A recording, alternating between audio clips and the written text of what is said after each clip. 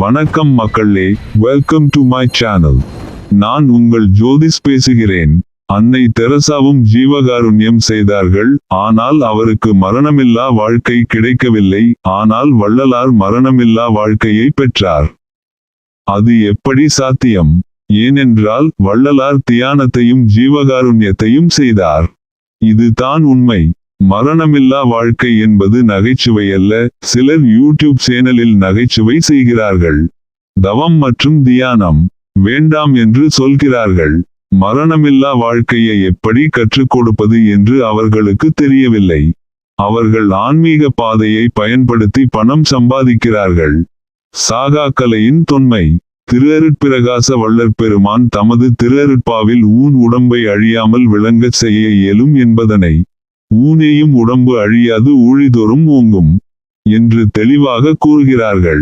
ஊனுடம்பை அழியாமல் செய்து மரணத்தை வெல்ல உதவும் நெறி சன்மார்க்கமே என்றும் சத்தியம் செய்து அவர்கள் அறிவிக்கிறார்கள். பொத்திய மலப்பிணி புழுக்கு ரம்பைதான் சித்தியில் சுத்தசன் மார்க்கச் சேர்ப்பினால் நித்தியம் ஆகியே நிகழும் என்பது சத்தியம். சத்தியம் சகத்துள் ஈர்களே. சன்மார்க்கத்தின் வள்ளற் பெருமான் தொன்மையை எடுத்து காட்டும் வகையில் அழியாநிலை தரும் இயற்கை தொன்மையாம் சுத்த சன்மார்க்கச் சங்கனின்றேத்தும் சத்திய ஞான சபையவா என்று ஒரு பாடலை அருளி இருக்கிறார்கள். இந்த பாடலில் இருந்து சன்மார்க்க நெறியினை வள்ளற் பெருமான் இயற்கை தொன்மை நெறி என்று கருதுகிறார்கள் என்பது புலனாகின்றது. சன்மார்க்க நெறி இயற்கை தொன்மை உடையது என்பது பெறப்படும். தொன்மை நெறி என்றாலே பழமையான நெறி என்று பொருள்படும். இயற்கை தொன்மை நெறி என்றால் வரலாற்றுக்கு எட்டாத தொன்மை நெறி, தொடக்கம் காண முடியாத தொன்மை நெறி என்று கொள்ள வேண்டும். 1. சாகாக்கலையின் தொன்மை. தொல்காப்பியத்தில் அகச்சான்று. மறுவில் செய்தி மூவகை காலமும் நெறியில் ஆற்றிய அறிவன் தேயமும் என்ற சூத்திரத்தில் தொல்காப்பியர் அறிவன் என்ற அழகிய தமிழ்ச் சொல்லை கையாண்டிருக்கிறார். அறிவன் என்ற சொல் யாரை குறிக்கிறது என்பது சிந்தனைக்குரியது. அறிவன் என்ற சொல்லுக்கு முழுதுணவுடையோன் என்று தொல்காப்பிய உரை ஆசிரியர் நச்சினார்க்கினியர் பொருள் கொள்கிறார். மற்றோர் உரை ஆசிரியரான இளம்பூரணர் அறிவன் என்பது கணியனை கோள்நூல் வல்லவனை குறிக்கும் என்று கூறி புறப்பொருள் வெண்பாமாலையை சான்று காட்டுகிறார். புறப்பொருள் வெண்பாமாலை அறிவனையும் கணியனையும் வெவ்வேறாக கூறுகிறது. ஆகவே அறிவனை கணியன் என்பது பொருந்தாது. நச்சினார்க்கினியர் கூறு பொருளுக்கு ஏற்ப திரு கா. சுப்பிரமணிய பிள்ளை அவர்கள் அறிவன் என்ற சொல்லுக்கு சித்தர் என்றே பொருள் கொள்கிறார். சித்த என்பதற்கு அறிவு என்பதே பொருள். வள்ளற் பெருமானும் அறிவு என்ற பொருளிலேயே சித்து என்ற சொல்லை கையாளுகிறார்கள். எனவே அறிவனை சித்தர் என்று நச்சினார்க்கினியரு திரு கா. சுப்பிரமணிய பிள்ளை அவர்களும் கொண்டது பொருத்தமானதே ஆகும். தொல்காப்பியர் காலத்திற்கு முன் நெடுங்காலமாக அறிவர்கள் சித்தர்கள் தமிழகத்தில் வாழ்ந்திருக்க வேண்டும். அதனால்தான் அவர்களை பற்றிய இலக்கணத்தை கூற வேண்டிய கட்டாயம் தொல்காப்பியருக்கு இருந்திருக்கிறது என்பதையும் நாம் கவனத்தில் கொள்ள வேண்டும். தொல்காப்பியரின் காலத்திற்கு முன் நெடுங்காலமாக அறிவர்கள் சித்தர்கள் வாழ்ந்திருக்கிறார்கள் என்றால் அவர்களோடு அவர்களை விட்டுப்பிரியாமல் விளங்கும் சாகாக்கலையும் நெடுங்காலமாக தமிழகத்தில் விளங்கி இருந்திருக்க வேண்டும் என்பது தெளிவு. 2. சாகாக்கலையும் சங்ககாலமும். வரலாற்றுக்கு எட்டாத தொல்பழங்காலத்திலும் சாகாக்கலை இருந்திருக்க வேண்டும் என்பதற்கான சான்றுகளை திருமந்திரத்தின் துணை கொண்டு முன்பே சிந்தித்தோம். வரலாற்றுக்கு எட்டாத தொல்பழங்காலத்தில் இருந்து முதற்சங்கம் இடைச்சங்கம் ஆகியவை நடைபெற்ற காலம் வரை சாகாக்கலையில் தேர்ந்த சித்தர்கள் பலர் வாழ்ந்திருக்க வேண்டும். அவர் கலையே தொல்காப்பியம் அறிவர் என்று குறிப்பிடுகிறது என்பதையும் தகுந்த சான்றுகளுடன் ஆராய்ந்தோம். சித்தர்கள் சாகாக்கலையை இந்த காலங்களில் மறைவிடங்களில் தகுதியுடையோருக்கு மட்டும் பயிற்றுவித்திருக்கலாம்.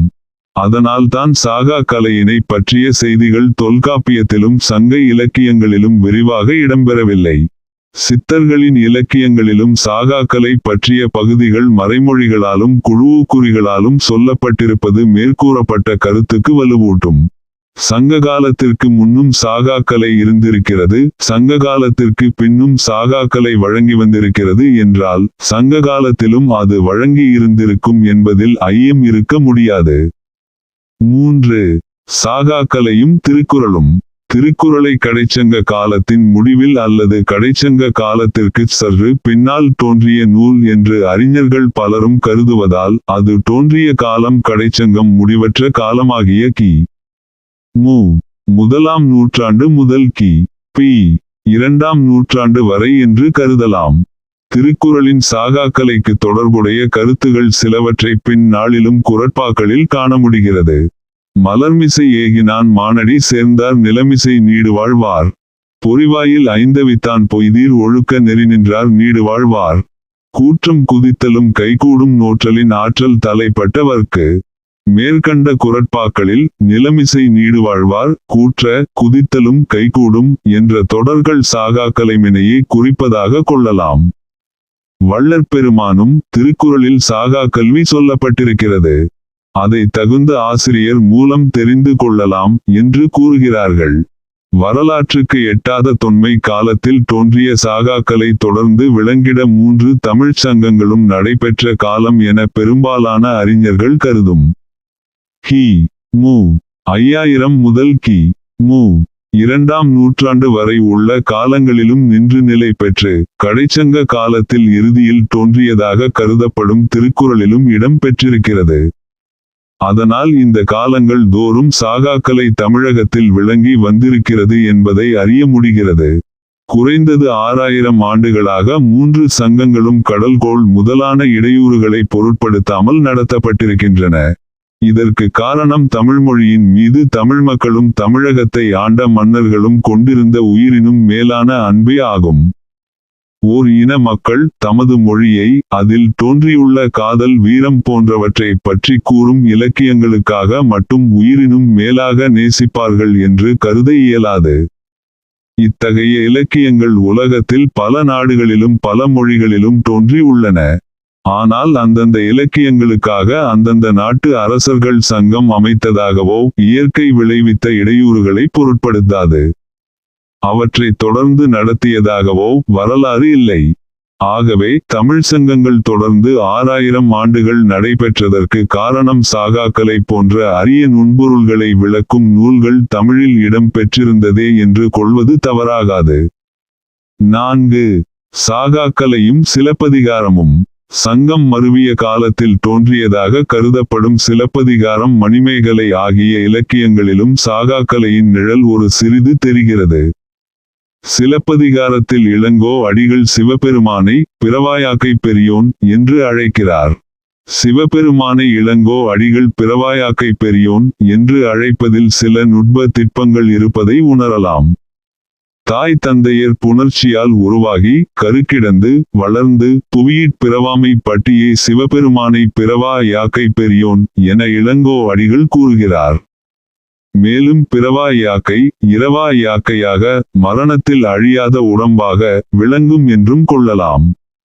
ஆகையால் சாகாக்கலையின் நுணுக்கங்களை அறிந்தே இளங்கோ அடிகள் பிறவர் யாக்கை பெரியோன் என்று சிவபெருமானை அழைக்கிறார் என்று கருதலாம். 5. சாகாக்கலையும் மணிமேகலையும். சிலப்பதிகாரத்தை அடுத்து தோன்றிய மணிமேகலையில் அறிவன் நூலாகிய ஆகமம் உலகை மெய் என நிலைநாட்டும் என்ற கருத்து காணப்படுகிறது. அறிவன் என்று தொல்காப்பியர் கூறுவது சித்தர்களையே குறிக்கும் என்பதை முன்னரே கண்டோம். சித்தர்கள் உலகை மெய் என்று கருதுவது மட்டுமின்றி உடம்பையே மெய் என்று கருதி அதை அழியாமல் விளங்கச் செய்யும் கலையில் வல்லவர்களாக திகழ்கிறார்கள். திருமூலரின் திருமந்திரம் சிவாகமம் என்றே கருதப்படுகிறது. சாகாக்கலையின் நுணுக்கங்கள் பல திருமந்திரத்தில் இடம் பெற்றிருப்பதையும் காண்கிறோம். அதனால் உலகை மெய் என்று நிலைநாட்டும் அறிவனின் ஆகமம் என்று மணிமேகலை குறிப்பிடும் ஆகமத்தில் சாகாக்கலை பற்றிய பகுதியும் இருந்திருக்கும் என்று உறுதியாக கருதலாம். கி. பி.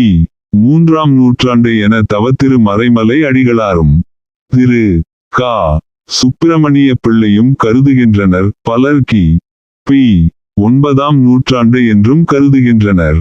செத்தே போனால் சிறியாரோ என்று இறைவனிடம் முறையிட்ட மாணிக்கவாசகர் தில்லைவாழ் அந்தணர்கள் அனைவரும் காண தில்லை சிற்சபையில் உடம்புடன் கலந்தார். இந்நிகழ்ச்சியை வள்ளற்பெருமான் வான் கலந்த மாணிக்கவாசக என்று அழைத்து ஏத்துகிறார்கள். திருநாவுக்கரசரின் காலம் கி. பி. 6ஆம் நூற்றாண்டின் இறுதி தொடங்கி பி 7ஆம் நூற்றாண்டின் தொடக்கம் வரை என்று கருதப்படுகிறது.